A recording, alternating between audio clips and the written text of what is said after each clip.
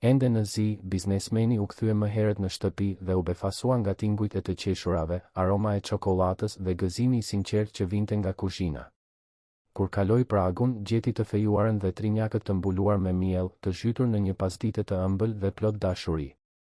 Në atë çast, ai kuptoi se dashuria kishte rindërtuar atë që dhimbja pothuajse kishte shkatëruar.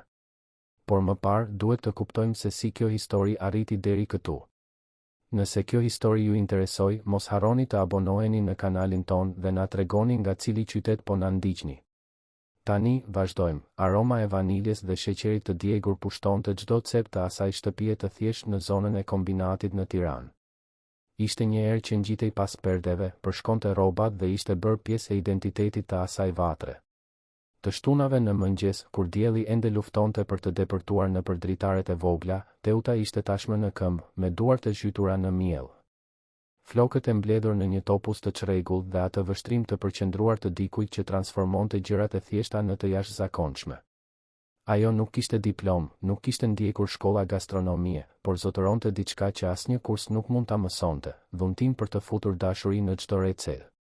Pranë saj, gjithmonë i pranishëm edhe kur mungonte, ishte Genci. Një burr me shtat mesatar, duart të ashpërsuara nga puna dhe një buzëqeshje që çarmatoste edhe klientin më dyshues. Ai zgjohej para saj, përgatiste kafen, organizonte ambalazhet dhe dilte me çantën e tij prej cope plot me kek, biskota dhe krofne të mbushura. Trokiste derë më derë në dyqanet e zonës, ofronte mostra, tregonte historinë e atyre recetave me një entuziazëm ngjitës. Genci besonte, me një besim të patundur, se talenti i Teutës meritonte të njihej shumë përtej atyre rrugicave të ngushta. Të dy ishin njohur të rinj në një festë lagjeje ku ajo kishte shitur ëmbëlsirat e saj të para dhe ai kishte blerë të gjitha, vetëm për të pasur një justifikim për të biseduar. Teuta ishte vetëm 18 vjeçe, me flokë të gjatë dhe të zinj, dhe duar që mbanin gjithmonë erë kanelle. Genci, 2 vjet më i madh, punonte si shpërndarës në një magazin, por ëndërronte për diçka më të madhe. Atë pasdite qershori, ai provoi një topth çokoladë që ajo kishte bërë dhe e kuptoi, me një siguri të pashpjegueshme, se ajo grua do t'ia ndryshonte jetën. Dhe nuk e kishte gabim. Fejesa zgjati 2 vjet, e mbushur me takime në lulishte, letra të shkruara në fletë fletoreje dhe plane të përshpëritura për të ardhmen. Genci kursente çdo lek, Teuta shiste ëmbëlsirat e saj në panajre e festa, dhe së bashku ëndërronin për ditën kur do të mund të fillonin diçka të tyren. U martuan thjesht në një ceremoni të vogël në kishën e lagjes, me vetëm 20 të ftuar dhe një tortë 3/4 që e kishte bërë vetë nusja. Muaji i mjaltit ishte një fundjavë në shtëpinë e kushërinjve në Pogradec, por për ta ishte perfekt. U kthyen dhe morën me qira një dhomë e kuzhinë në një pallat të vjetër. Ishte e ngushtë, muret kishin lagështirë, banjoja ishte e përbashkët me qiramarrës të tjerë. Por ishte e tyre. Teuta ngriti strukturën e saj të parë të punës aty, një tavolinë të vogël të mbështetur pas murit, rafte të improvizuara me dërasa e tulla, dhe en kuzhine të blera pak e nga pak. Genci vazhdonte punën e tij të rregullt, por në fundjavë shndërrohej në shitësinë e ëmbëlsirave të gruas së tij. Ndërtuan një jetë të bazuar në bashkëpunim, punë të palodhur dhe ëndra të përbashkëta. Nuk kishin shumë, por kishin mjaftueshëm. Dhe kur erdhen fëmijët, ai univers i vogël fitoi edhe më shumë kuptim. Arbeni lindi i pari, një djalë me sy kureshtar që, edhe si foshnjë, dukej se vëzhgonte gjithçka me një seriozitet të pazakonur. Teuta thoshte shpesh se ai kishte lindur plak, gjithmonë aq i matur, aq i kujdesshëm. Që i vogël, i organizonte lodrat e tij në rreshta perfekt, hante pa burpees dhe flinte gjithë natën pa u zgjuar. Ishte një fëmijë i mbar që kërkonte pak dhe ofronte shumë. 3 vjet më vonë, erdhi Elira, plot energji dhe kuriozitet, krejt e kundërta e të vëllait. Ajo lindi me të bërtitura dhe që atëherë nuk pushoi së shprehuri. Gjithmonë me duart aty ku nuk duhej, gjithmonë me pyetje që askush nuk dinte t'u përgjigjej, gjithmonë duke testuar kufit dhe duke shpikur lojra. Nëse Arbeni ishte qetësia, Elira ishte stuhia. Por një stuje ëmbël, plot të qeshura dhe përqafime spontane. Të dy u rritën mes enëve të brumit, furrave dhe historive të treguara në tingullin e komatësit. Fëmijëria e tyre nuk pati videolojra të shtrenjta apo udhëtime në plazhe të largëta, por pati diçka që shumë fëmijë nuk do ta njihnin kurrë, ndjesinë e të qenit pjesë e diçkaje më të madhe, e një ndërtimi të përditshëm. E të kuptuarit që në moshë të hershme se arritjet kërkojnë përpjekje. Ata ktheheshin nga shkolla dhe bënin detyrat në tavolinën e kuzhinës, ndërsa Teuta punonte. Në fundjavë, ndihmonin me detyra të thjeshta, ndanin format e letrës, numëronin sa ëmbëlsira nxinte çdo tabaka, i paketonin me letër celofoni dhe shirita me ngjyra. Ishte punë, por ishte edhe kohë së bashku, ishte mësim, ishte familje. Arbeni mësoi herët të ndihmonte të atin. Vetëm 8 vjeç, ai e shoqëronte Gencin në disa dërgesa aty afër, duke mbajtur kuti të vogla, duke vëzhguar negociatat, duke kuptuar se çdo shitje ishte një fitore e arritur me durim dhe këmbëngulje. Ai e shihte të atin të refuzoi disa herë, të dëgjonte jo të sjellshme dhe të tjera jo aq, por kur të mos dorëzoi. Kjo formoi diçka të thellë tek djali, qëndrueshmërinë e atij që e di se rruga është e gjatë, por ja vlen. Elira, nga ana tjetër, ishte e magjepsur nga magjia që ndodhte brenda në kuzhinë. Ajo hipte mbi një stol për të arritur lavamanin, lante enët me një kujdes të tepruar, kërkonte të përziente brumin, donte të dinte pse keku fryhej, pse sheqeri shkrinte, pse disa biskota bëheshin më krokante se të tjerat. Teuta i përgjigjej me durim, duke i mësuar jo vetëm teknika, por edhe filozofi, të gatuaj ishte të kujdeseshe, të ofroje ngrohtësi, të krijoje kujtime që do të zgjasnin përgjithmonë. Vitet kaluan dhe rutina u përshtat. Ajo që filloi si një nevojë për të plotësuar të ardhurat u bë burimi kryesor i jetesës së familjes. Porosit u shtuan. Shtëpia nuk e përballonte më prodhimin. Atëherë Genci mori vendimin më të rrezikshëm të jetës së tij, të merrte me qira një dyqan të vogël në rrugën kryesore të lagjes. Teuta u tmerrua. Faturat ishin tashmë të shtrënguara, si do t'ia dilnin të. Paguanin një qira. Por Genci ja kapi duart, e pa thellë në sy dhe i tha diçka që ajo nuk do ta harronte kurrë: "Ki besim tek ne." Dyqani ishte i vockël, pothuajse një korridor me një vitrinë përpara dhe një furrë në fund. Muret kishin nevojë për lyerje, dyshemeja me pllaka kishte disa copëza të thyera, instalimi elektrik ishte i pasigurt.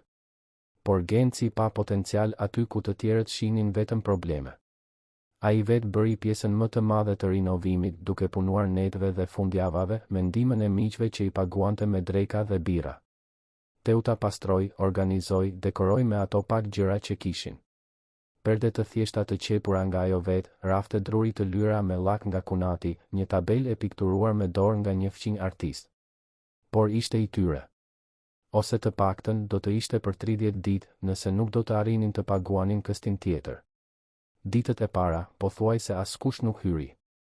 Genci qëndronte te dera, duke ofruar mostra falas, duke shpjeguar se ato ishin produkte shtëpie, të bëra me përbërës të zgjedhur dhe shumë dashuri. Disa kalonin pa u ndalur, tepër të zënë. Të tjerë pranonin nga mirësjellja, i provonin, i lavdëronin, por nuk ktheheshin. Pak prej tyre blinin vërtet. Kishte net kur Teuta qante fshehurazi në jastëk, e bindur se do të humbnin gjithçka. Genci ja mbante dorën dhe i përsëriste: "Na duhet vetëm një shans, vetëm një njeri që të besoj tek ne."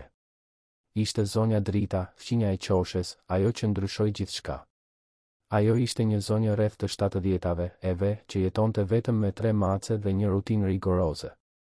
Kaloi para dyqanit disa herë pa hyrë, vetëm duke vëzhguar me atë vështrim dyshues të dikujt që kishte parë shumë dyqane të hapeshin e të mbylleshin në atë rrugë. Por një të shtunë në mëngjes, ajo hyri. Tha se i duhej një kek për ditëlindjen e mbesës, asgjë shumë të sofistikuar, thjesht dhe të shijshme. Teuta i sugjeroi kekun me çokoladë dhe krem çokolate, një nga specialitetet e saj. Zonja Drita e porositi, disi skeptike. Ditën e dorëzimit, zonja erdhi herët, inspektoi kekun nga të gjitha anët, bëri pyetje për përbërësit, verifikoi nëse ishte i ambalazhuar mirë. Genci, gjithmonë i duruar, ju përgjigj të gjithave me vullnet të mirë. Ajo e mori dhe, në atë moment, të dy menduan se nuk do ta shihnin më kurrë. Por të hënën, zonja Drita u kthye. Dhe nuk ishte vetëm. Kishte sjell të bien, mbesën dhe 3 fqinje. Të gjitha donin ta provonin atë kek të mrekullueshëm. Thanë se kur nuk kishin ngrënë diçka kaq të shijshme, se duke i bërë me dashuri, se zonja Drita nuk kishte pushuar së foluri për zbulimin e saj. Porositën kek për festat e tyre, blen topta çokolate për dhurata, morën biskota për t'i provuar në shtëpi. Porosit filluan të shtoheshin. Festa ditëlindjesh, dasma të thjeshta, festime pagëzimi, festa për ardhjen e fëmijëve, gëzime pune. Dyqani i vogël filloi të kishte lëvizje. Së shpejti, Teuta pati nevojë për ndihmë. Punësuan Fatimen, një vajzë të ndrojtur nga fshati që kishte ardhur në Tiranë në kërkim të mundësive dhe gjeti në pasticerinë e vogël shansin e saj të parë të vërtetë. Fatime ishte e pasigurt, I dridheshin duart kur prekte përbërësit më të shtrenjtë, kishte frikë se mos gabonte dhe e pushonin nga puna. Vinte nga një qytet I vogël në Kukës, ku kishte punuar në bujqësi që fëmijë. Kryeqyteti e friksonte, rrugët ishin shumë, ritmi ishte tepër I shpejtë. Ajo kishte ardhur vetëm me një valixhe me rroba dhe adresën e një kushërire të largët që mezi e priti. I duhej punë urgjentisht, flinte në një dhomë të vogël të ndarë me 4 vajza të tjera. Kur Teuta e punësoi, ishte hera e parë në muaj që dikush e shikoi dhe pa potencial, jo vetëm një tjetër emigrante të dëshpëruar. Por Teuta shite tek ajo të njëjtën dëshirë për të mësuar që kishte pasur vetë vite më parë. E mësoi me durim të pafund, ja tregoi çdo teknikë 3, 4, 5 herë nëse ishte e nevojshme. E korrigjoi pa e poshtëruar, e lavdëroi për çdo përparim të vogël, e pagoi gjithmonë në kohë, e trajtoi me dinjitet. Me kalimin e kohës, Fatime lulëzoi. Duart e saj që dridheshin u bën të sigurta, zëri I saj që përshpëriste fitoi besim. Ajo u bë një pjesë themelore, dikush të cilit Teuta mund t'i besonte me sy mbyllur. Vite më vonë, kur Fatime arriti të sillte nënën dhe vëllezërit e motrat më të vegjël në Tiranë, ajo qau në krahët e Teutës, duke e falënderuar për shansin që I ishte dhënë. Ajo pastiqeri nuk ndryshoi vetëm shijen e festave të lagjes, ndryshoi jetë konkrete, një nga një. Biznesi rritej ngadalë, por rritej. Nuk pati një shpërthim të papritur, nuk pati një fat të jashtëzakonshëm. Ishte një arritje e përditshme, tull pas tulle, klient pas klienti. Dhe ndërsa pastiqeria forcoi, Arbeni dhe Elira rriteshin bashkë me të. Tani adoleshent, secili filloi të gjurmonte rrugën e vet, por gjithmonë të lidhur me atë erë vaniljeje që përcaktonte se kush ishin. Arbeni, tashmë 16 vjeç, mori përgjegjësi më të mëdha. Shoqëronte të atin në takime me furnitor, mësonte për kostot, marzhet e fitimit, negocimin. Kishte një fletore ku shënonte gjithçka, bënte llogari, mendonte për strategji zgjerimi. Genci e vëzhgonte të birin me krenari dhe një far habie. Djali mendonte në për masa të mëdha, shite mundësi që ai vet nuk I kishte konsideruar kurrë. Elira, 13 vjeçe, tashmë krijonte recetat e saj. Testonte kombinime të pazakonta, risillte shije që nëna I përmendte nga fëmijëria e saj nëpërmjet, shpikte mbushje që surprizonin edhe klientët më tradicional. Ajo kishte një intuit të veçantë, një ndjeshmëri për të kuptuar se çfarë kërkonin njerëzit kur blinin një ëmbëlsirë. Nuk ishte vetëm shije, ishte nostalgji, ishte ngrohtësi, ishte ndjesia e të qenit I mirë pritur. Një pasdite të diele, me dyqanin mbyllur dhe familjen të mbledhur në dhomën e vogël të ndenjes, Genci bëri një propozim që I la të gjithë pa fjalë. Ai kishte gjetur një ambient më të madh, në një vend më të mirë, me hapësirë të mjaftueshme për të zgjeruar prodhimin dhe madje për të krijuar një zonë të vogël ku klientët të konsumonin në vend. Ishte një bast I lartë, një rrezik I madh. Do të thoshte një kredi, net pa gjumë, presion I vazhdueshëm. Por do të thoshte gjithashtu rritje, njohje, shansi për ta shndërruar atë ëndër në diçka solide. Teuta mori frym thellë. Shikoi fëmijët që prisnin përgjigjen e saj me padurim. Shikoi duart e ashpra të Gencit, muret e asaj shtëpie të thjeshtë që I kishte strehuar për kaq shumë vite, jetën që kishin ndërtuar së bashku. Dhe atëherë, me zë të vendosur por të prekur, tha, le ta provojmë. Zhvendosja në ambientin e ri ishte një vorbull. Rregullime, blerje pajisjesh më të mira, punësimi më shumë punonjësve, krijimi I një menuje më të pasur. Fatime tani koordinonte një ekip të vogël. Arbeni, vetëm 17 vjeç, mori përsipër pjesën administrative së bashku me të atin. Elira u zhyt kokë e këmbë në krijimin e produkteve të reja, duke e shndërruar pastiqerinë në një vend që ndërthurte traditën me inovacionin. Muajt e parë ishin plot tension.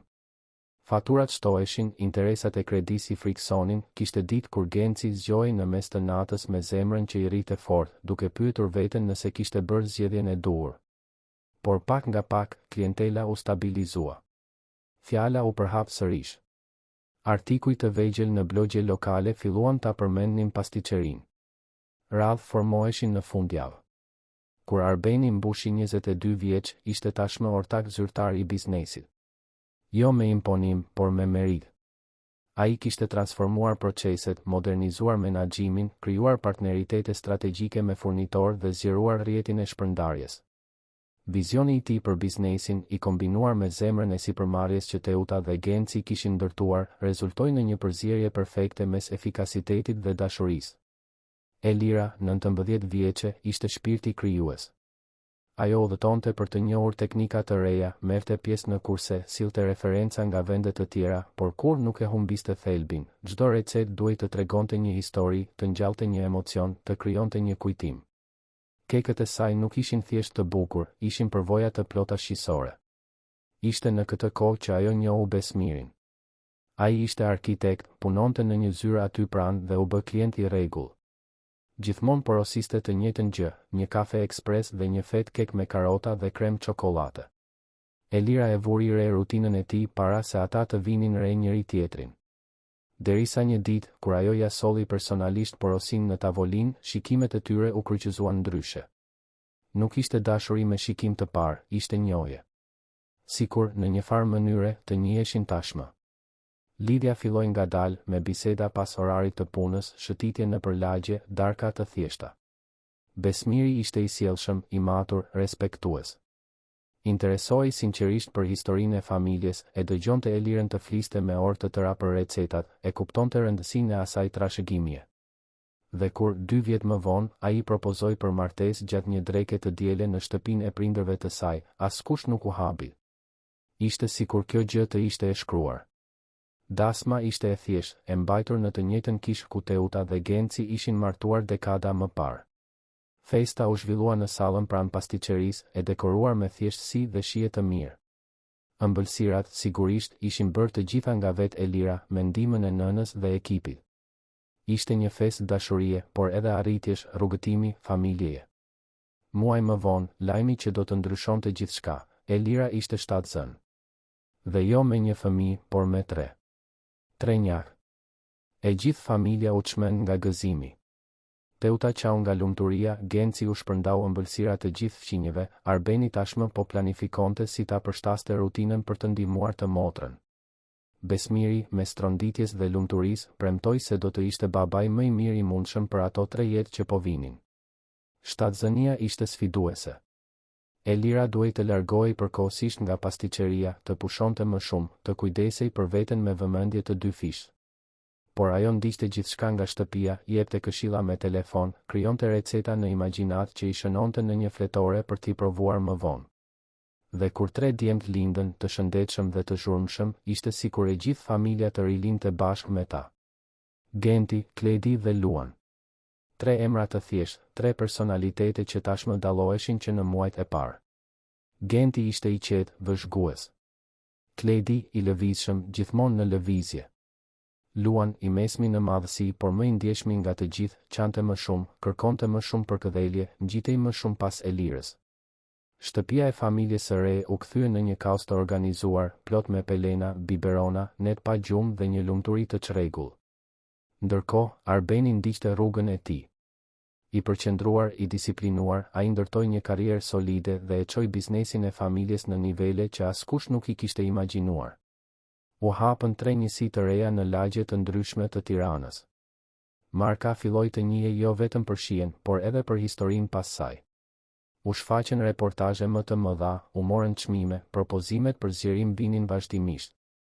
Por edhe me gjithë suksesin, Arbeni ndjente se diçka i mungonte. Nuk ishte i palumtur, por vinte re një mungesë.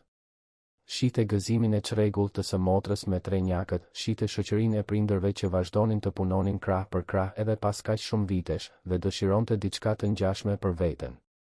Derisa, në një panajër biznesi në Shkodër, ai njohu Anilën. Ajo nuk ishte e këtij profesioni. Punonte në arsim, koordinonte projekte sociale në komunitete në nevojë, kishte një vështrim të qetë dhe një zë të butë që binte në kontrast me ritmin e shpejtë të botës së Arbenit. Biseduan rastësisht në radhë për të marrë kafe dhe ajo bisedë e rastësishme zgjati me orë. Shkëmbyen numrat, filluan të flisnin për ditë dhe kur më në fund u takuan sërish në Tiranë, të dy e dinin se kjo ishte diçka ndryshe. Anila ishte gjithçka që Arbeni nuk e dinte se i duhej. Ajo e bënte të ngadalsonte, të vinte në dyshim prioritetet, të shikonte përtej shifrave dhe objektivave. dhe ai e magjepste atë me historitë e tij të tejkalimit me rrugëtimin e asaj familjeje të thjeshtë që ndërtoi një perandori dashurie. Marrëdhënia u rrit e fortë, pa nxitim por pa hezitim. Kur Arbeni e çoi për të njohur familjen, Elira ishte e para që e miratoi. Kishte diçka të sinqertë tek Anila, një empati natyrale që nuk mund të shtirej. Trenjakët, tashmë gati 2 vjeç dhe mjeshtra në testimin e durimit të çdo të rrituri, u ngjitën pas saj menjëherë. Anila luante në dy sheme me ta, nuk i bëhej vonë për rrobat e pista, qeshte natyrshëm me prapësitë e tyre. Teuta vëzhgonte gjithçka me syrin e përvojës së dikujt që i njeh njerëzit. E miratoi. Genci, gjithmonë më i hapur, tashmë e trajtonte si bien e tij. Familja rritej, forcohej, rinovohej. Dhe pasticëria, tani me 5 njësi, vazhdonte të ishte zemra e gjithçkaje, vendi ku gjithçka filloi dhe ku të gjithë ktheheshin gjithmonë. Vitet në vijim ishin të një stabiliteti të lumtur. Trenjakët rriteshin të shëndetshëm, plot personalitet. Genti ishte lideri natyral, organizonte lojrat, mbronte vëllezërit. Kledi ishte aventurieri, gjithmonë duke u futur në telashe, gjithmonë duke testuar kufi. Luan ishte i ndjeshmi, ai që vëzhgonte gjithçka, ai që shfaqte më shumë dashuri. Elira dhe Besmiri ishin prindër të përkushtuar, të lodhur, por plotësisht të realizuar. Arbeni dhe Anila zyrtarizuan lidhjen e tyre në një ceremoni intime, vetëm me familjen e ngushtë. Nuk donin bujë, vetëm të festonin atë angazhim me ata që kishin vërtet rëndësi. Anila u integrua plotësisht në dinamikën familjare, merrte pjesë në drekat e së dielës, ndihmonte Teutën në kuzhinë kur ishte e mundur, dëgjonte historitë e vjetra të treguara nga Genci me interes të sinqertë. Jeta ndiqte ritmin e saj, secili në rrugëtimin e vet, por të gjithë të lidhur nga ato fije të padukshme që vetëm familjet e vërteta i zotërojnë. Kishte plane për të ardhmen, ëndra të përbashkëta, siguri për rrugën që po ndiqnin së bashku. Derisa gjithçka ndryshoi një pasdite me diell të enjte, kur një telefonat e papritur bëri që bota e të gjithëve të shembej.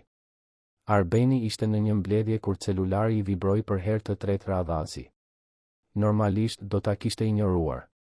Mbledhjet ishin të shenjta, e kishte mësuar këtë nga jati, kur dikush të jep kohën e tij, ti ja kthen me vëmendje të plotë.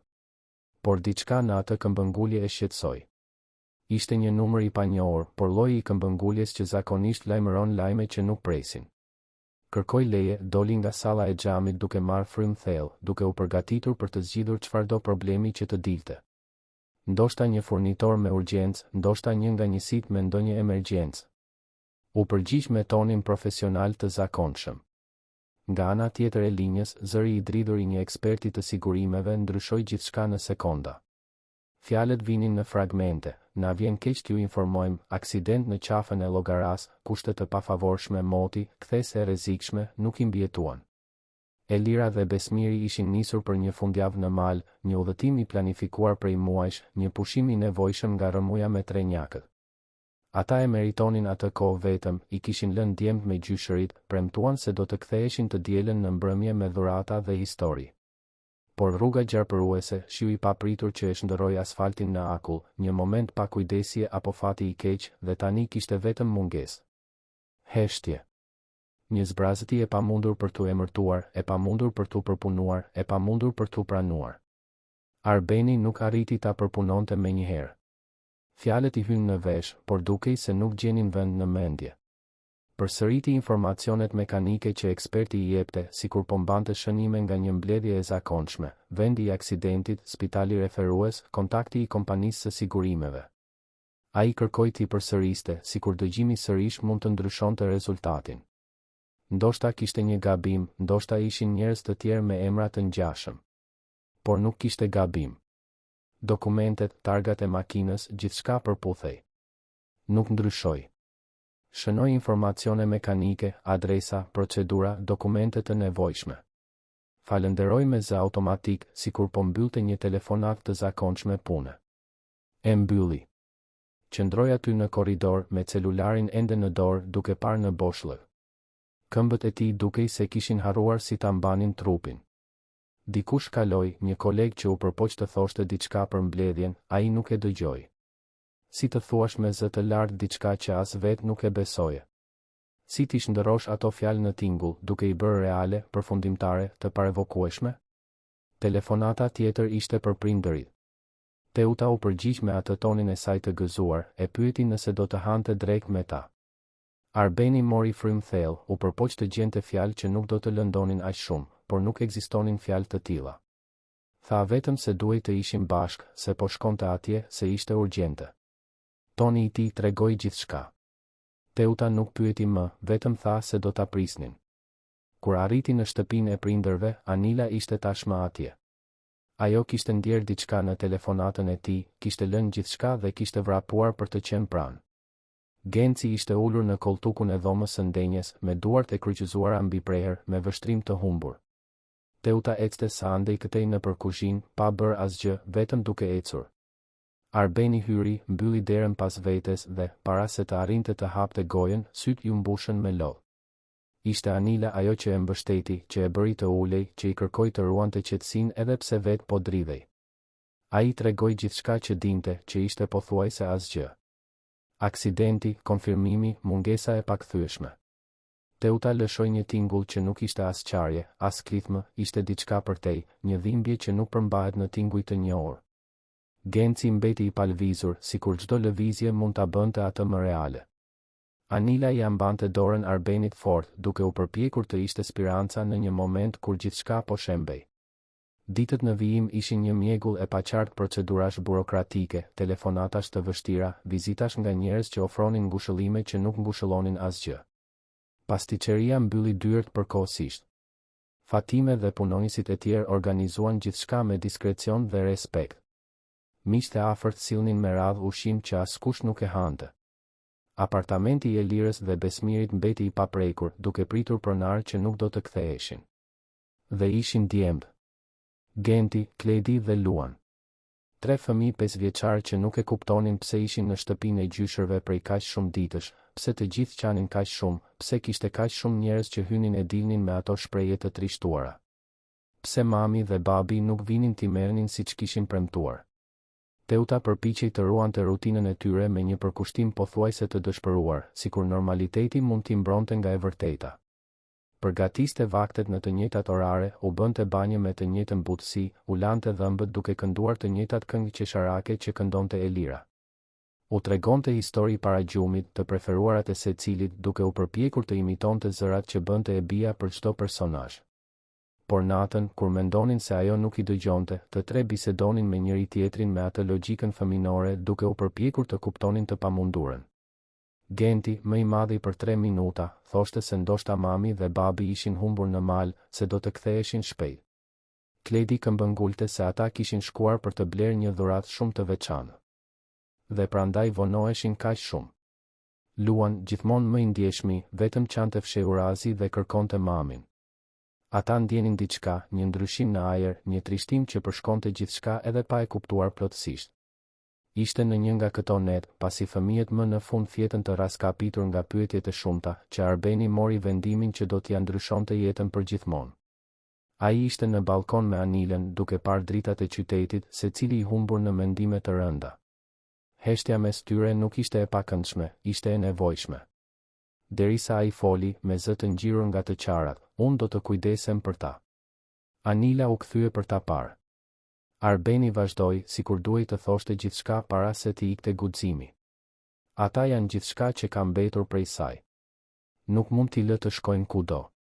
Elira do të më besonte mua, e di që do të më besonte. Ata do të jetojnë me mua, unë do të jem përgjegjës për ta, do të bëj gjithçka që do të bënte ajo. Ai priste pyetje, priste frikë, priste që Anila të thoshte se ishte çmenduri, se ai nuk kishte përvojë, se ishte herët për vendime kaq drastike. Por ajo vetëm u afrua, ja kapi fytyrën me të dyja duart dhe tha me vendosmëri, ne do të kujdesemi për ta. Arbeni puliti syt, i hutuar. Anila përsëriti, më ngadalë, ne. Së bashku. Ti nuk do ta bësh këtë vetëm sepse nuk je vetëm. Ata djem kanë nevojë për një familje dhe ne do të jemi ajo familje. Lotët u kthyen, por tani ishin ndryshe. Mbanin dhimbje, por edhe diçka të ngjashme me shpresën. Ditët në vijim, Arbeni bisedoi me prindërit për vendimin. Teuta dhe Genci ishin të raskapitur, ende të zhytur në dhimbjen e tyre, por e mbështetën menjëherë. Sigurisht që e mbështetën. Kjo ishte ajo që do të kishte dashur Elira. U morën masat ligjore, u nënshkruan dokumente, filluan proceset. Dhe kur gjithçka ishte rrugës, erdhi momenti më i vështirë, t'u tregonin djemve. Teuta sugjeroi ta bënin së bashku, të gjithë të rriturit të pranishëm, që djemtë të ndjenin siguri. I thirrën të tre në dhomën e ndenjes, u ulën në dy sheme në një rreth. Genti, gjithmonë më i vëmendshmi, e kuptoi se diçka serioze po ndodhte. Kledi u përpoq të vraponte për të luajtur, por Genti e mbajti. Luanit tashmë i ishin mbushur syt me lot para se të thuej ndonjë fjalë. Ishte Anila ajo që filloi të fliste. Përdori fjalë të thjeshta, të sinqerta, pa gënjeshtra të mëshirshme. Shpjegoi se mami dhe babi kishin shkuar në një vend shumë të largët, ku nuk mund të ktheheshin, por që do të vazhdonin të ishin gjithmonë në zemrat e të gjithëve. Se ata nuk kishin bërë asgjë gabim, se ishin dashur shumë, se do të vazhdonin të ishin shumë të dashur. Genti pyeti kur do të ktheheshin. Anila mori frym thellë dhe tha të vërtetën, ata nuk do të kthehen, i dashur. Por ju kur nuk do të jeni vetëm. Arbeni atëherë shpjegoi se ata do të jetonin me të dhe me teze Anilën, se do të kishin një dhomë të re, se do të ishinin gjyshërit çdo ditë, se gjithçka do të shkonte mirë edhe pse do të ishte ndryshe.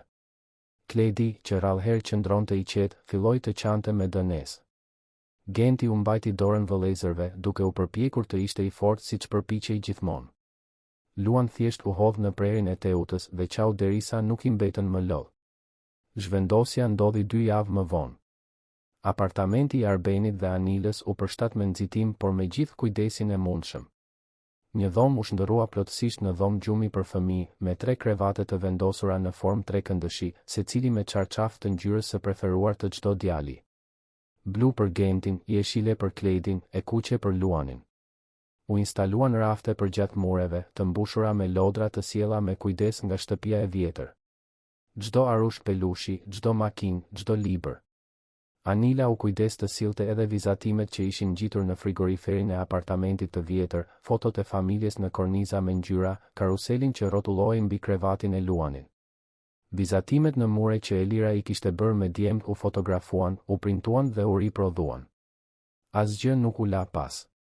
Anila u sigurua që secili të sillte objektet e tij të preferuara, bataniet me erën e shtëpisë, jastëkët e shtypur, kujtimet e tyre të prekshme të një shtëpie që nuk ekzistonte më, por që duhej të vazhdonte të ekzistonte brenda tyre në një farë mënyre. Ditët e para në shtëpinë e re ishin konfuze dhe të heshtura. Djemt ecnin në grup, gjithmonë bashk, duke parë gjithçka me dyshim. Nuk bënin naze, nuk ankoheshin, gjë që ishte edhe më shqetësuese. Ishte sikur po prisnin që dikush t'u thoshte se gjithçka ishte e përkohshme, se së shpejti do të ktheheshin në shtëpinë e vërtetë. Anila nuk u përpoq të ishte nëna e tyre. E dinte se do të ishte gabim të përpiqej të zëvendësonte Elirën, se do të ishte mungesë respekti për kujtimin e saj dhe mizore me fëmijët. Por ofroi prani. Zgjohej me ta, përgatiste mëngjesin, i çonte në shkollë, i merrte, i ndihmonte me detyrat. Natën, kur Arbeni kthehej nga mbledhjet dhe udhëtimet e punës, ajo i tregonte si kishte shkuar dita, çfarë kishte thënë secili, përparime të vogla apo hapa prapa. Arbeni përpiqej të ishte i pranishëm sa herë që ishte e mundur, por biznesi kërkonte vëmendje. 5 njësitë e pastiqerisë kishin nevojë për menaxhim, furnitorët kërkonin vendime, punonisit kishin pyetje. Ai ndahej mes mbledhjeve gjatë ditës dhe historive para gjumit natën. Ndihej i papërshtatshëm, i papërgatitur. Elira e bënte gjithë këtë të dukej kaq e natyrshme, dhe ai vetëm përpiqej të mos lejonte që gjithçka të shembej. Ishte Anila ajo që e vuri re e para, djemt nuk luanin më. Ata shkonin në shkollë, bënin detyrat, hanin darkë, flinin. Por nuk vraponin në për shtëpi, nuk zieshin për lodra, nuk qeshnin me zë të lartë siç duhet të qeshin fëmijët. Po funksiononin në mënyrë automatike, po mbjetonin por nuk po jetonin. Ajo ja komentoi Arbenit një natë, e shqetësuar.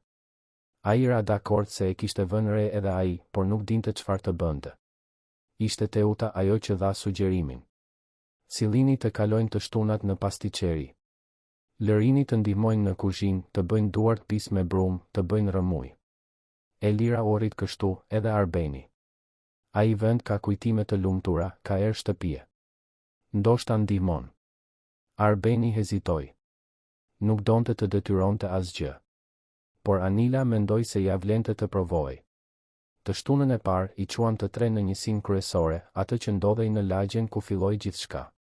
Fatime i priti me përqafime të forta. Teuta ishte tashmë atje, me përparse fëmijësh që i kishte qepur posaçërisht. Genci kishte organizuar një banak të vogël në lartësinë e tyre. Djemtë hynë të druajtur, por kureshtar. Teuta propozoi të bënin biskota.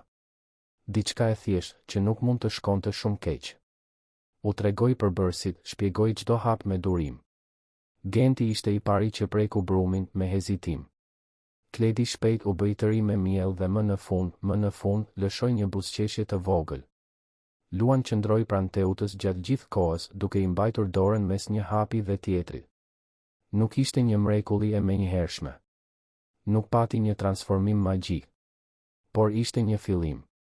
I vogël, i ndrojtur, por një fillim. Atë pasdite, për herë të parë në javë, djemtë u dukën sërish si fëmijë. Dhe kur u kthyen në shtëpi, secili duke mbajtur një kuti me biskotat që kishin bërë, Genti komentoi me zë të ulët se kishte qenë bukur. Ishte pak, por ishte diçka. Të shtunat në pastiqeri u bën rutinë. Çdo javë, ata bëheshin pak më të lirshëm, pak më rehat. Anila filloi të merrte pjesë gjithashtu, duke mësuar receta, duke bërë pyetje, duke u përfshirë sinqerisht në atë univers që ishte kaq i rëndësishëm për familjen. Nëse do të ishit në vendin e Arbenit dhe Anilës, si do t'i kishit ndihmuar fëmijët ta kalonin këtë moment kaq të vështirë? Na tregoni në komente. Kaluan muaj. Zia nuk u zhduk, por ndryshoi formë. Pushoi se qeni ajo dhimbje e mprehtë dhe e vazhdueshme për t'u bërë një trishtim që vinte në val, zakonisht kur pritej më pak. Djemtë ende pyesnin për nënën, ende shihnin makthe, ende qanin nga malli. Por gjithashtu filluan sërish të luanin, të ziheshin mes vëllezërish, të ankoheshin për ushqimin, të bënin prapësi. Shenja jete që po ktheheshin. Anila vuri re se Kledi kishte talent për dekorim. Ai kalonte orë të tëra duke organizuar kremin në forma të ndërlikuara, duke krijuar vizatime në kek me një përqendrim mbresëlënës për një fëmijë 5 vjeçar. Genti, lideri, pëlqente pjesën organizative, ndarjen e përbërësve, kontrollin e sasive, ndjekjen e recetave me përpikëri. Luan, më i ndjeshmi, adhuronte pjesën e provës. Ai kishte një shije të hollë, arrinte të identifikonte erëzat, sugjeronte kombinime. Secili po gjente vendin e tij në atë univers të ëmbël që i lidhte me nënën. Arbeni duhej të bënte rregullime në karrierë. Refuzoi udhëtime të gjata, delegoi më shumë përgjegjësi, mësoi se jo gjithçka kërkonte praninë e tij. Kompania vazhdonte të rritej, por tani ai kishte prioritete të ndryshme. Ende punonte shumë, por gjithmonë hante darkë në shtëpi, gjithmonë lexonte histori para gjumit, gjithmonë ishte i pranishëm në fundjavë. Një mëngjes të martë, gati 8 muaj pas tragjedisë, diçka ndryshoi. Arbeni u zgjua herët për një mbledhje të rëndësishme në Shkodër. Udhëtim vetëm një ditor do të kthehej në mbrëmje. U përshëndet me Anilën dhe djemtë ende në krevat, i puthi secilin, premtoi se do të sillte surpriza. Por mbledhja mbaroi më herët se parashikimi. Furnitori ishte objektiv, negociatat rodhen mirë dhe në orën 3 pasdite Arbeni ishte tashmë në makinë duke u kthyer në Tiranë. Vendosi të mos lajmëronte. Donte të bënte një surprizë, ndoshta të arrinte në kohë për të marrë djemt nga shkolla. Arriti në shtëpi rreth orës 5, një orë kur normalisht do të ishte në trafik ose në një mbledhje tjetër. Hapi derën ngadalë duke dëgjuar zëra që vinin nga kuzhina. Zëra të gëzuar, të qeshura të larta, zhurmë enësh. Eci drejt zhurmës, kureshtar. Kur kaloi pragun e kuzhinës, skena e la pa fjalë. Aty, në mes të asaj rëmuje të bukur, ishte Anila. Flokët e mbledhur në një topuz të shkujdesur, fytyra e bërë pis me miell, përparsja e njollosur me çokoladë. Rreth saj, Genti, Kledi dhe Luan. Të gjithë të bërë pis gjithashtu, të gjithë duke qeshur, të gjithë plotësisht të zhytur në moment. Banaku ishte i mbuluar me tasa, forma, përbërës të shpërndar. Ata po bënin kek, të njëjtët kek që bënte Elira, duke përdorur recetat që Teuta u kishte mësuar, duke përjetësuar atë trashëgimi dashurie. Genti po i shpjegonte diçka vëllezërve, duke gestikuluar me duart e bëra me brum. Kledi po dekoronte një kek të vogël me përqendrim total, me gjuhën jashtë, me vështrim të fokusuar. Luan po shijonte copza çokolate, duke bërë komente për shijen. dhe Anila koordinonte gjithçka me një natyrshmëri mbretëlënëse, duke korrigjuar këtu, duke lavdëruar atje, duke qeshur me ngartësinë e tyre, duke e shndërruar atë kuzhinë në një hapësirë gëzimi të sinqertë. Arbeni qëndroi te dera, vetëm duke vëzhguar. Diçka brenda tij u thye dhe u rindërtua në të njëjtën kohë.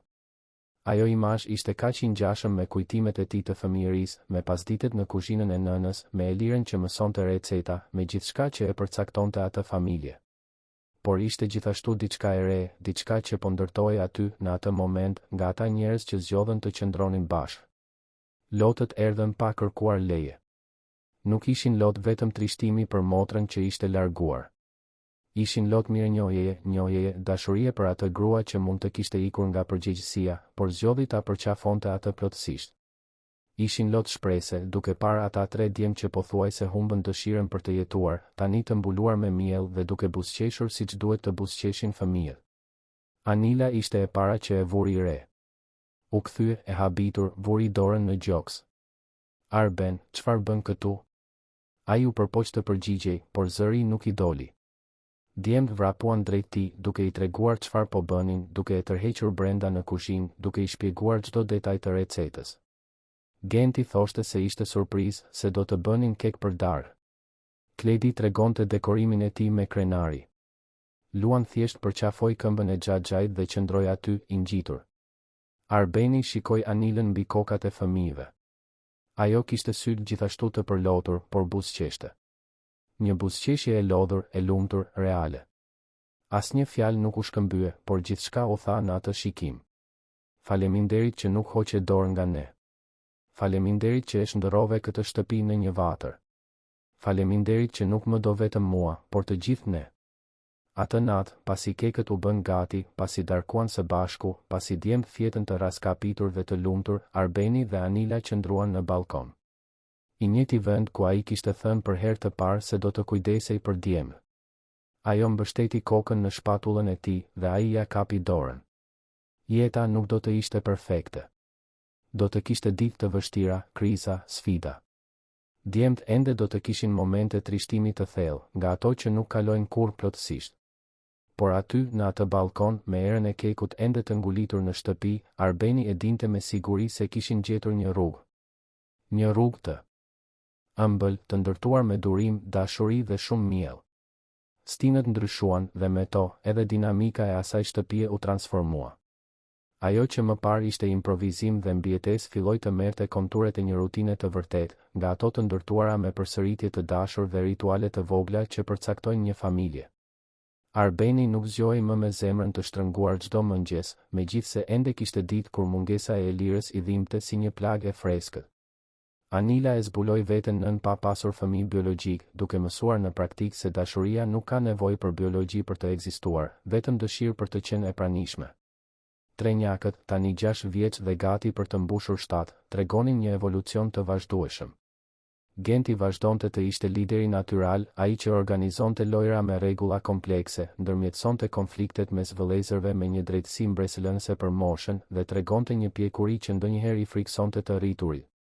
Ai ishte i pari që zgjohej, rregullonte krevatin e tij pa ia kërkuar askush dhe ndihmonte vëllezërit të visheshin kur vonoheshin. Kishte ditë kur Arbeni e vëzhgonte dhe shihte reflektime të vetes fëmijë, atë seriozitet të parakohshëm të dikujt që e kuptoi herët se jeta kërkon përgjegjësi. Por shihte edhe diçka që ai nuk e kishte pasur, aftësinë për të luajtur, për të qeshur, për të qenë fëmijë edhe pse i përgjegjshëm. Kledi mbetej uragani i shtëpisë, gjithmonë duke vrapuar nëpër korridore, gjithmonë duke shpikur aventura të pamundura, gjithmonë duke testuar kufijtë e asaj që lejohej. Ngjitej aty ku nuk duhej, prekte atë që ishte e ndaluar, bënte pyetje të papërshtatshme në kohën e gabuar. Por energjia e tij, më parë shkatërruese në muajt e parë të përshtatjes kur thyente gjëra dhe bërtiste pa arsye, tani ishte kanalizuar në kreativitet të pastër, vizatime plot ngjyra që mbulonin fletë të tëra. Ndërtime të ndërlikuara me kuba që sfidonin fizikën, histori të shpikura që nuk kishin kuptim por i argëtonin të gjithë deri në lodh. Luan, më i ndjeshmi nga të tre, kishte gjetur të fjalët strehen dhe forcën e tij. Lexonte vazhdimisht, gëlltiste libra mbi moshën e rekomanduar, shkruante tekste të vogla dhe poezi në fletore që i fshiten nën jastër. Bënte pyetje të thella për ndjenjat, për kujtimet, për atë që ndodh me njerëzit që duam kur ata largohen. Pyetje që i linin të rriturit pa përgjigje, duke i detyruar të gjithë të përballeshin me dhimbjen e tyre dhe të gjenin fjalë të sinqerta edhe kur nuk kishte përgjigje të lehta. Pasticceria u bë pjesë thelbësore e rutinës së fëmijëve. Çdo të shtunë në mëngjes, pa përjashtim, të pesë shkonin së bashku në njësinë kryesore. Teuta gjithmonë i priste me përparse të pastra dhe përbërës të ndarë. Genci, tashmë më i ngadalë, por po aq i përkushtuar, u mësonte nipërve të njëjtat mësime që u kishte mësuar fëmijëve: këmbëngulje, ndershmëri, vlerën e punës së bërë mirë. Djemt thithnin gjithçka me entuziazëm të përtërir çdo javë. Ishte gjatë një prej këtyre mëngjeseve të së shtunës që Genti bëri një pyetje që ndryshoi diçka të rëndësishme.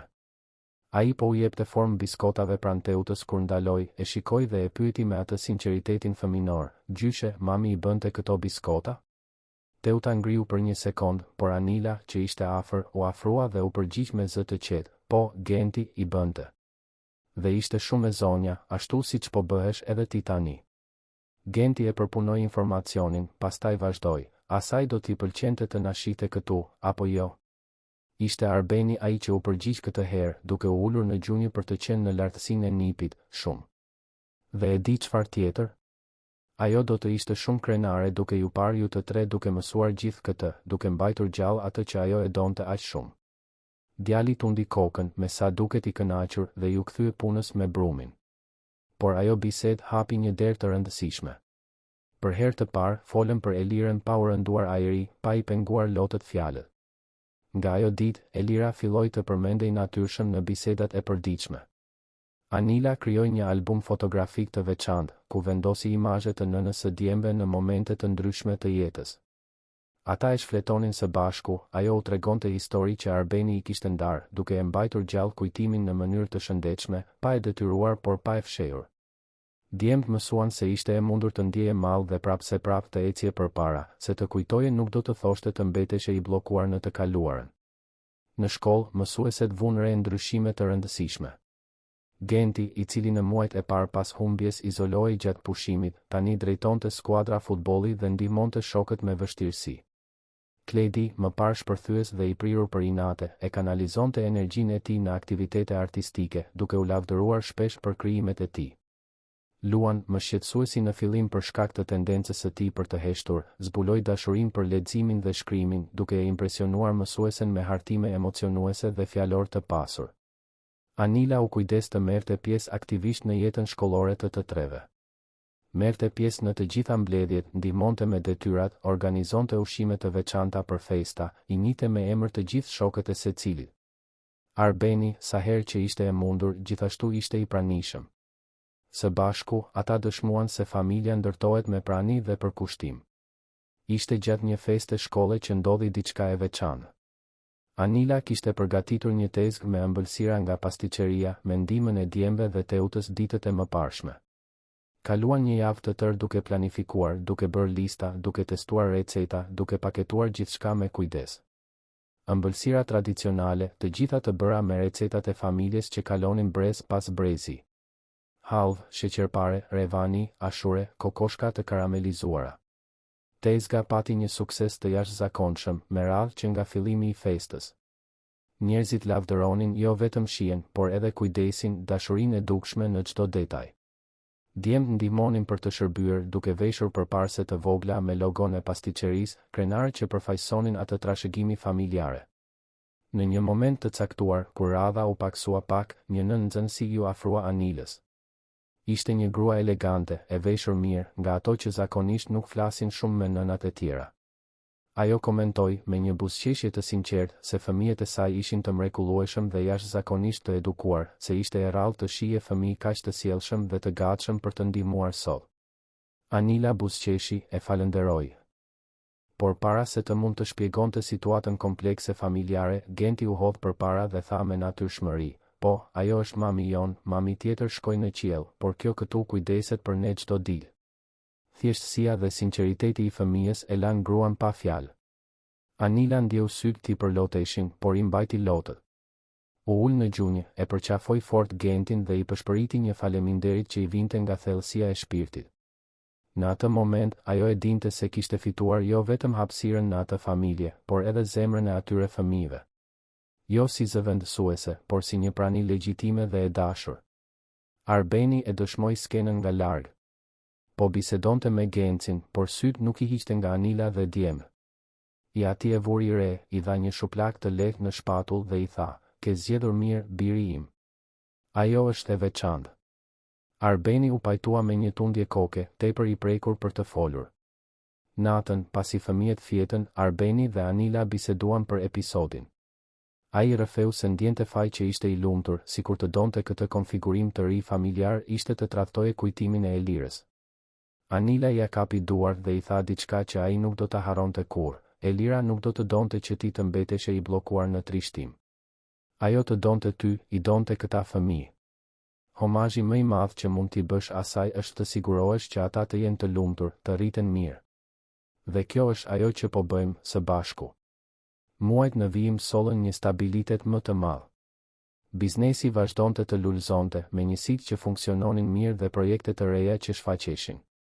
Arbeni arriti të ekuilibronte punën dhe familjen në një mënyrë më të shëndetshme, duke mësuar të delegonte dhe t'i besonte ekipit të tij. Anila, e cila punonte me projekte sociale, arriti të përshtaste disa prej tyre në një format në distancë, duke i lejuar më shumë fleksibilitet me rutinën e fëmijëve. Teuta dhe Genci, pavarësisht moshës së thyer, mbeteshin aktiv dhe të pranishëm. Humbja e Elirës i kishte plakur në mënyra të dukshme, por të pasurit e nipërve pranë rregullisht u sillte për të rritje. Ata shihnin tek ata djem vazhdimsinë e së bijës dhe kjo i ngushëllonte në një mënyrë të thellë. Ditëlindja e 7 e Trenjakëve u shënua me një festë të madhe, festimi i parë vërtet i gëzueshëm që nga tragjedia. Anila organizoi gjithçka me një kujdes obsesiv, duke dashur që të ishte perfekte për secilin prej tyre.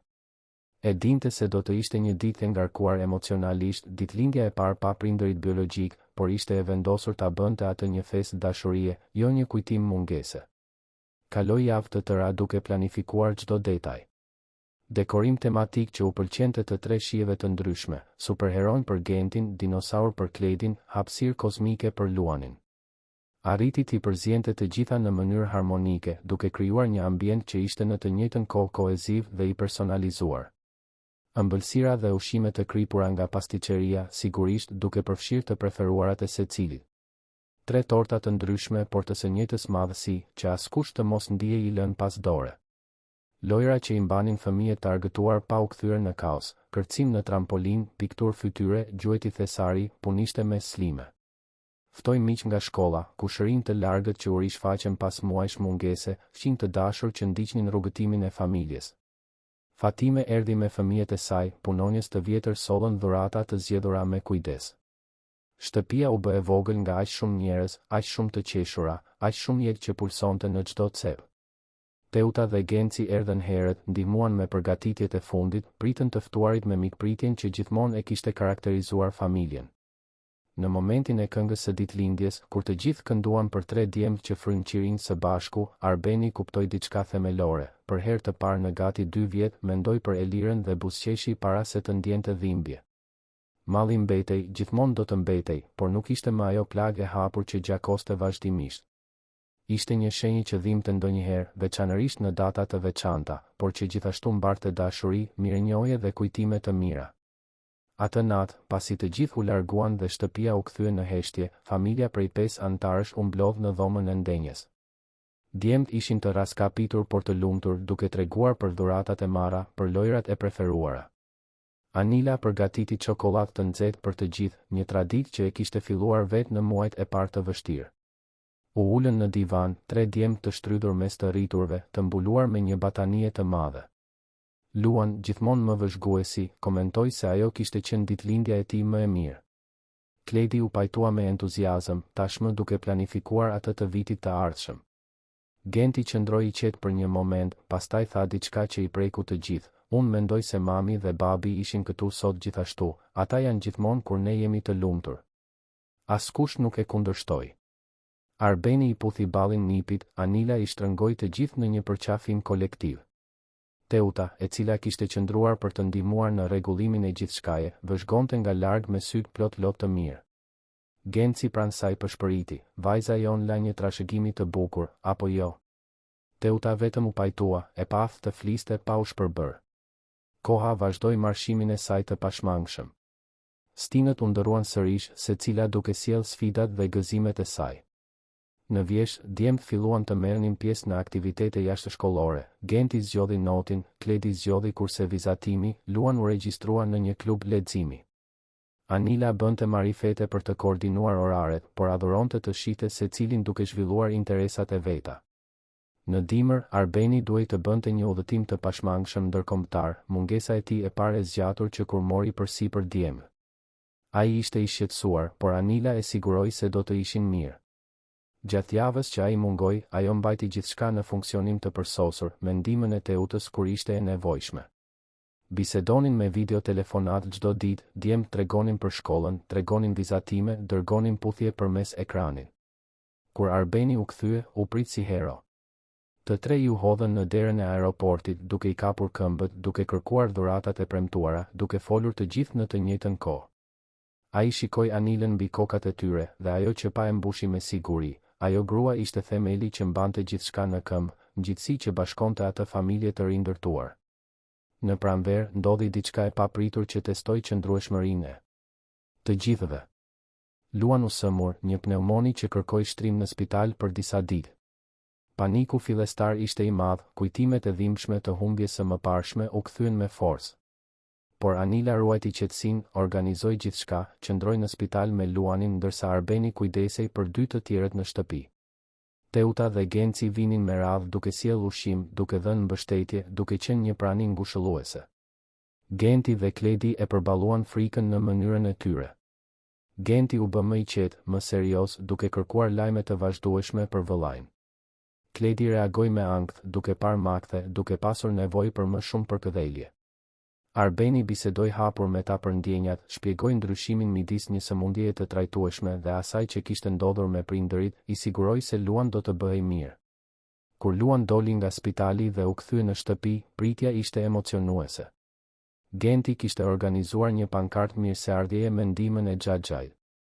Kledi kishte dekoruar dhomën me vizatime plot ngjyra. E gjithë shtëpia ishte zbukuruar me tullumbace dhe mesazhe të dashura. Luan, ende i dobët por dukshëm më mirë, qau nga gëzimi kur u prit me kaq shumë dashuri. Ai episod, pavarësisht frikës, forcoi edhe më shumë lidhjet familjare. Të gjithë e kuptuan sa shumë e donin njëri tjetrin, sa shumë vareshin nga njëri tjetri, sa ajo familje, megjithse jo tradicionale, ishte reale dhe solide. Vera solli pushimet shkollore dhe më shumë kohë së bashku. Anila propozoi një udhëtim në plazh, diçka që nuk e bënin që para tragjedisë. Arbeni hezitoi fillimisht, por në fund pranoi. Duhej të krijonin kujtime të reja të lumtura, dhe nuk kishte vend më të mirë se Bregdeti shqiptar në një janar me diell. Morën me qira një shtëpi të thjeshtë në Dhërmi, mjaftueshëm afër Tiranës për të mos qenë raskapitse, mjaftueshëm larg për t'u dukur si një stre. Morën me vete Teutën dhe Gencin, një vendim që u ambushi zemrat me mirënjohje dy të moshuarve. Për 10 ditë ishin thjesht një familje me pushime. Ndërtuan kështjella rëre, notuan në ujëra të ngrohta, hëngrën akullore pa mas, luajtën letra natën, treguan historinë në yje. Ishte në këtë udhëtim që Arbeni dhe Anila patën një bisedë të rëndësishme. Një natë kur djemtë tashmë flinin dhe prindërit pushonin në dhomën tjetër, ata ecën nëpër plazhin e shkretë. Hëna e plot ndriçonte gjithçka me atë dritë argjendi që duket jo reale. Anila ndaloi, shikoi detin, mori frymë thellë dhe tha: "Unë dua t'i birsoj ligjërisht djemë." Arbeni u kthye drejt saj, i habitur por jo plotësisht. Anila vazhdoi, ende duke parë horizontin: "E di që ti je kujdestari ligjor, që gjithçka është zgjidhur juridikisht. Por unë dua që emri im të jetë gjithashtu në ato dokumente. Dua që ata ta dinë zyrtarisht se unë kam zgjedhur të jem nëna e tyre, se nuk është thjesht një rrethan apo mirësi, është dashuri e vërtetë dhe angazhim përfundimtar." Fjalët e tij dolën të ngarkuara me emocion. "Je e sigurt?" "Është një angazhim për gjithmonë, edhe nëse kemi probleme, edhe nëse gjërat vështirësohen mes nesh." Anila më në fund e shikoi dhe syt i shkëlqenin. "Kur nuk kam qenë kaq e sigurt për asgjë në jetën time. Ata djem janë fëmijët e mi, Arben. Në mënyrën më reale dhe të thellë të mundshme. Dua ta zyrtarizoj këtë." Ata u puthën aty, në plazhin e Zbrazët, në ndëshminë e hënës. Të nesërmen u treguan djemve për vendimin. Reagimi ishte gëzim i pastër. Kledi ju hodh në qaf Anilës duke përsëritur se tani ajo do të ishte nën e vërtetë. Genti, më i përmbajtur, vetëm e përqafoi fort dhe tha se ai tashmë mendonte se ajo ishte. Luan, gjithmonë poet i parakohshëm, komentoi se dashuria nuk kishte nevojë për letër, por ishte bukur të kishe një gjithsesi. Pas kthimit në Tiranë, filluan procedurat ligjore. Procesi do të ishte i gjatë, por nuk kishte rëndësi. Ajo që kishte rëndësi ishte qëllimi, angazhimi i marrë publikisht. Teuta dhe Genci u prekën nga lajmi, duke parë në atë gjest konfirmimin se nipërit e tyre ishin vërtet të sigurt dhe të dashur. Jeta vazhdonte, çdo ditë duke sjell fitore të vogla dhe sfida të përditshme. Diskutime për detyrat e shtëpisë, negociata për kohën para ekranit, biseda për miqësitë dhe konfliktet e vogla shkollore. Normaliteti i bekuar i atyre që kanë privilegjin të shqetësohen për gjëra të vogla, sepse çështjet thelbësore janë zgjidhur, ka ushqim në tryez, ka një çati mbi kokë, ka dashuri me bollë. Dhe kishte gjithashtu gjithmonë erën e ëmbël të vaniljes dhe sheqerit të djegur. Sepse pasticëria mbetej zemra e gjithçkaje, vendi ku e kaluara dhe e tashmja takoheshin, ku kujtimet nderoheshin dhe histori të reja shkruheshin, një pjekje pas tjetrës. 2 vjet kaluan që nga ajo natë në plazhin e Dërmiut dhe bota e asaj familjeje ishte transformuar plotësisht. Birësimi i Anilës u zyrtarizua në një ceremoni të thjeshtë por thellësisht domethënëse. Djemt, tani gati 9 vjeç, ishin të pranishëm kur gjyqtarja nënshkroi dokumentet përfundimtare. Genti i mbajti dorën Anilës fort, Kledi nuk pushoi së qeshuri për asnjë sekond dhe Luan, besnik ndaj natyrës së tij emocionale, qau nga gëzimi. Arbeni, pranë të gjithëve, ndjeu një peshë të madhe t'i hiqej nga supet.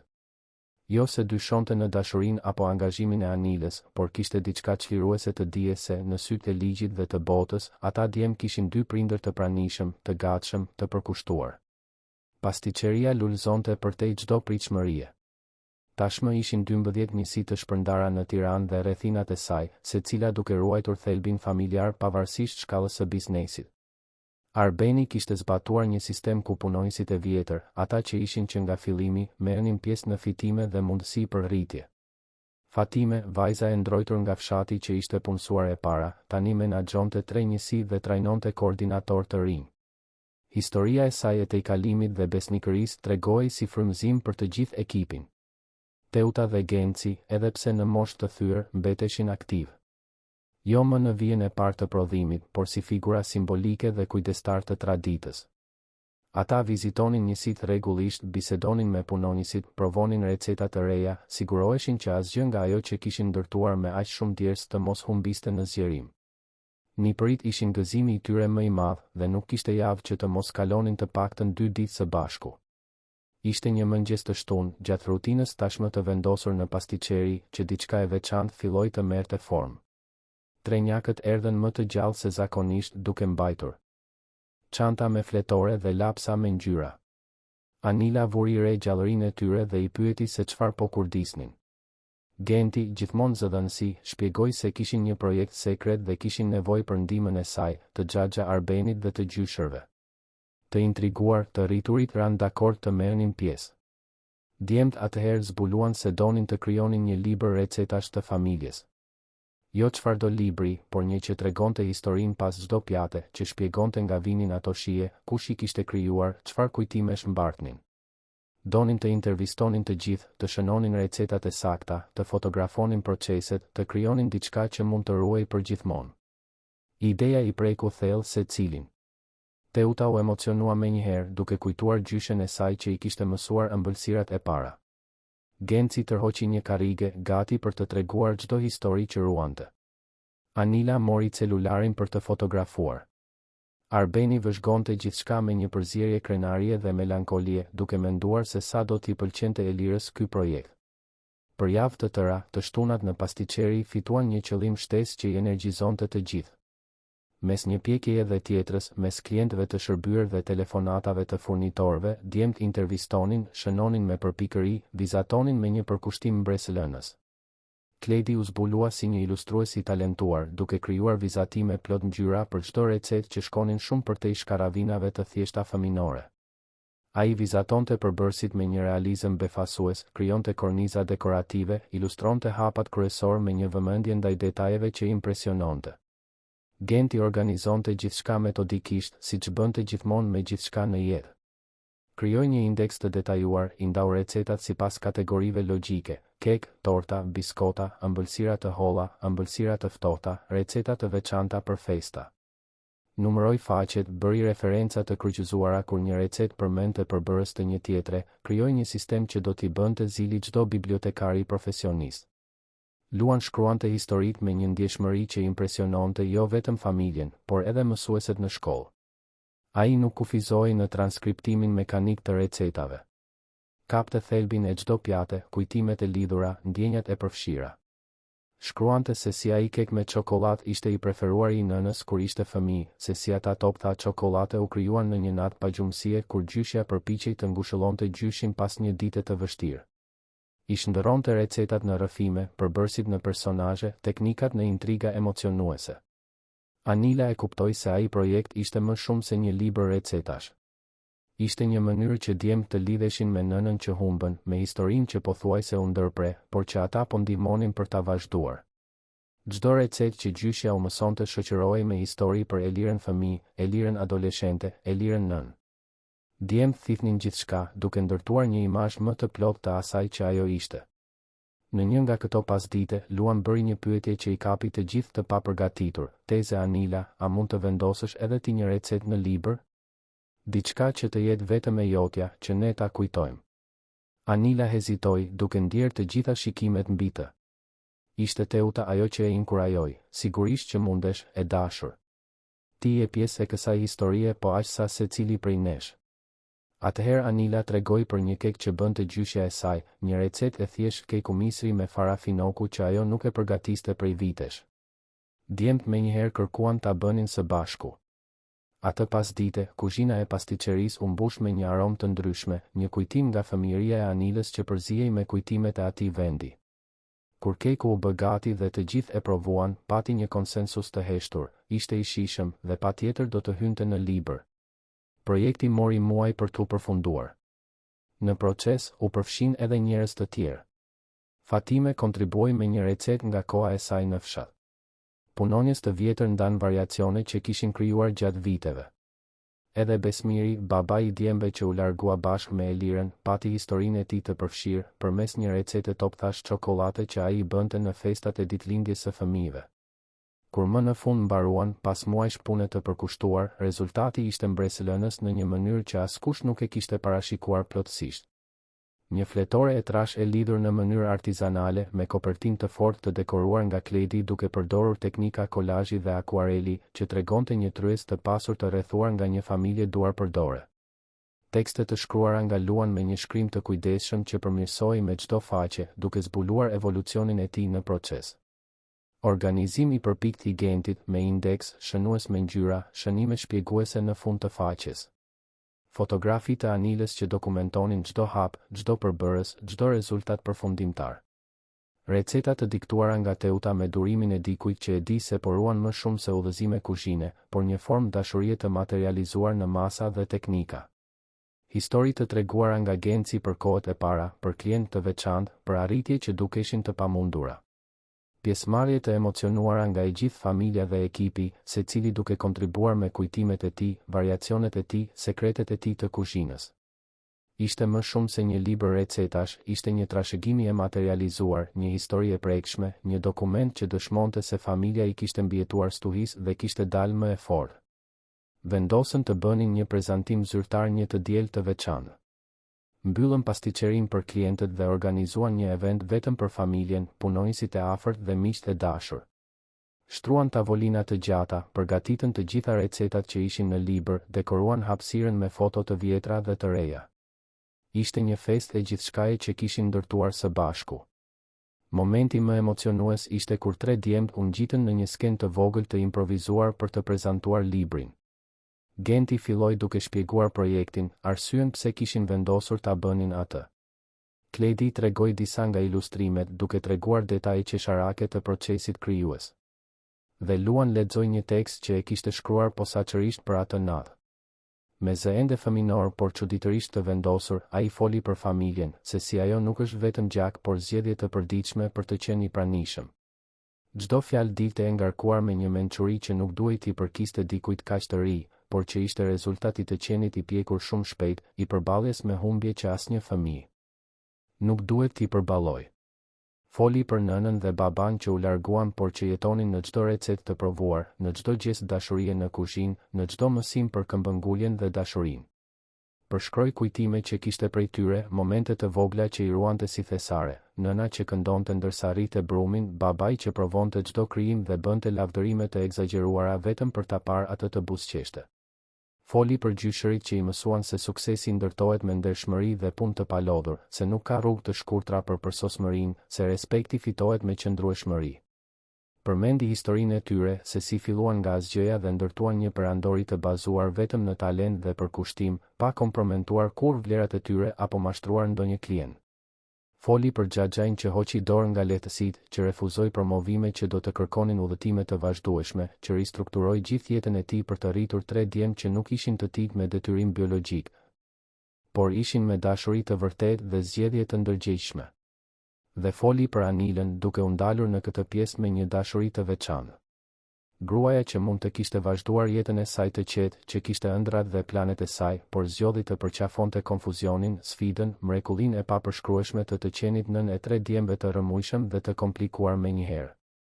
Që kur nuk u përpoq të fshinte kujtime apo të zinte vende që nuk i përkisnin, por thjesht krijoi një hapësirë të re, unike, të sajën, ku dashuria nuk konkuronte por shumë fishoi. Kur ai mbaroi, nuk kishte sy të thatë në ambient.